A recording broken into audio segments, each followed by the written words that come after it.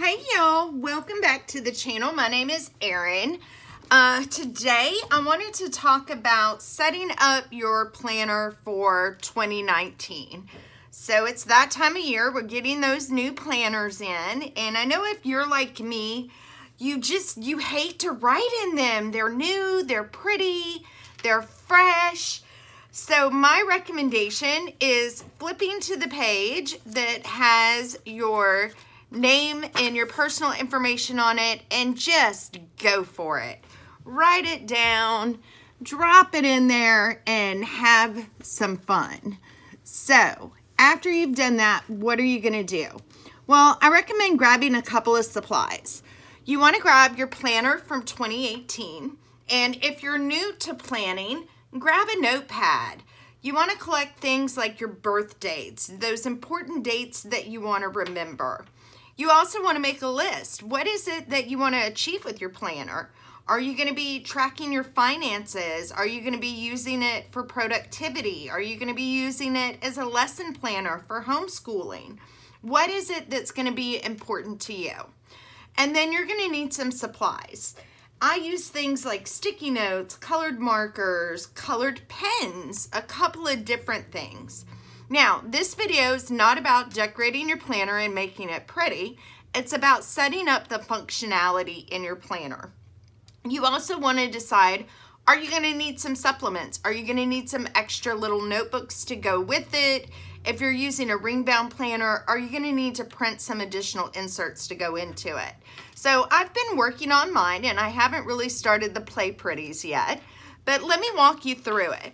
I have a notebook to take notes for my home, and then I also have a small address book where I'm keeping track of account login information for Simply Gilded, or my Facebook login information. Things that when my phone tends to reset, I kind of forget what those logins are. I also wrote down some important account numbers in the book for things like my account number for the electric company. Things like that. And then you just want to dive in. Now I have a few Play Pretties, some Post-it notes, and I'll be creating some areas where I can add some more Post-it notes. And I did drop in a little bit of decoration. I usually start with my yearly overview pages. Something that I like a lot are clear dots. And I chose green ones to mark when my paydays are throughout 2019. That's going to be important to me. A lot of, adult life revolves around when do you get paid. So I went in with clear drops and I dropped that in.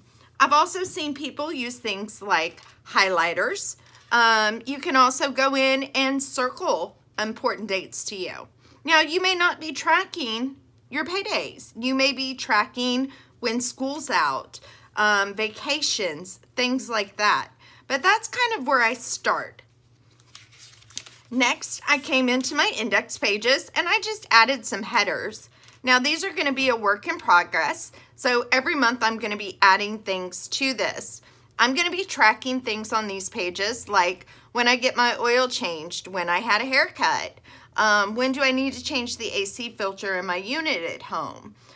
Just kind of those one-off things where I won't have to flip back through all of my monthly pages to find when I accomplished a task. Next is my monthly pages. So I start out with my monthly pages by adding in things like birthdays, anniversaries, events that are already set that aren't going to be changing. And then I want to come in and add things like when certain bills are due, because I'm using this also to pay my bills. When I have certain events that are going to be happening that I want to stay aware of, trips that may be going on. And you can use pen, you can use colored pens, you can use washi tape to mark those things off. The other thing that I don't have created is a color code. So I got this really neat. It's a Pilot pen. It's not a Pilot. I apologize. Maybe it is a Pilot.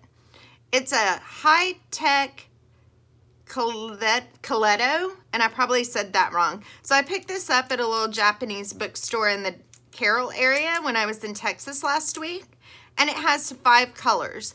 My goal is to assign each aspect in my life a different color. So my husband, my work, my personal stuff, my bills, and maybe vacations or things like that. But each thing will have a different color. So as I drop things into my planner, I'll know what those are just by looking at the color. Now, sticky notes. I love sticky notes. And the way I use sticky notes in my planner, and let's see if you can, if it's focused enough in, it is, where you can kind of see these. So, setting up my car payment draft. I go in the first of each month and I set up a couple of different times for that to draft. Or making my hair appointment. So I've made my hair appointment. I'm going to drop it in for that week and I'm going to come over. Submit payroll. This is an easy one. So when I come to the 31st, I'll time block out when that needs to happen. I'll make sure it gets written on my daily pages, but then I can flip over 2 weeks and say, this is a reoccurring task. I want to do it here. I also wash my car every couple of weeks, so I can move that over. My husband has a monthly doctor's appointment. It happens about every 4 weeks, so I can know when I'm in this week to remind him he has a doctor's appointment this week, and then I can come over and move it forward so I know approximately when his next appointment is going to be. So these are sticky notes that I printed myself. They're easy to do. If you've never printed sticky notes, you can create a template in Word, you run it through your printer, and then you attach your sticky notes. Now, this was just a large pad that I cut down to fit in my Hobonichi. You can also use colored markers to color block off when you're going to have certain tasks that need to take place. Now, my daily pages, I really haven't messed with my daily pages much. I also made a bookmark just so I can find my place. And then I also have my house cleaning tasks.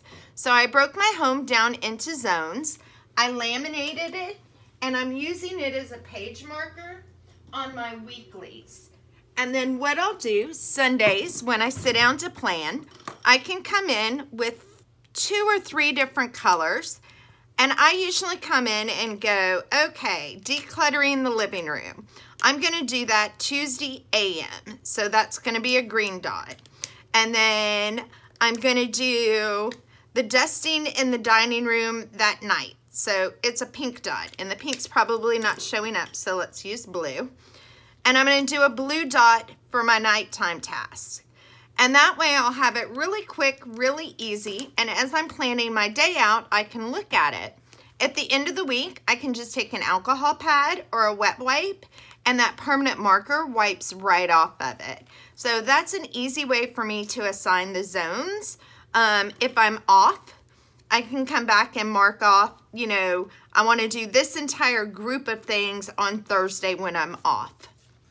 So that just kind of makes it easy for me, and it helps me break my housework down where it's not quite as overwhelming. So we have those, and then you have like your goal planning pages. Most planners have a portion where you can do your vision board. You can use things like magazine pictures, you can use ticket stubs if there's a concert that you like to go to yearly, all kinds of things. What I'm going to be using this one for is motivational quotes. And then if you have any added things that you want to tip in, you're going to want to have those printed. That's where having that notepad and sitting down and deciding what it is that you want to use your planner for is really important. So to me, at the beginning of the month, I want to know what bills are coming out of the first paycheck of the month and what bills are coming out of the second paycheck of the month. And then if you're going to be adding any tabs, you're going to want to add those. And of course, filling in the important personal information. If you want to add any other kind of little notebooks to your planner, you're going to do that then. So it's not as overwhelming. If you are a decorative planner and you want to add things that are cute, do that separately. I sat down and laid all of the washi tape for these 3 months, or 4 months when you count December, and then I come back and I fill in the important information at a later date. if I try to mix my decorative planning and my functional planning together, it gets to be a little overwhelming, or I get so tied up in the decoration that I don't plan, or I get so tied up in the planning that I don't decorate. Those are two completely separate elements in my day-to-day planning. They don't go together. I want my planner to be pretty because I want to open it up and look at it, but I also need my planner, most importantly, to be functional.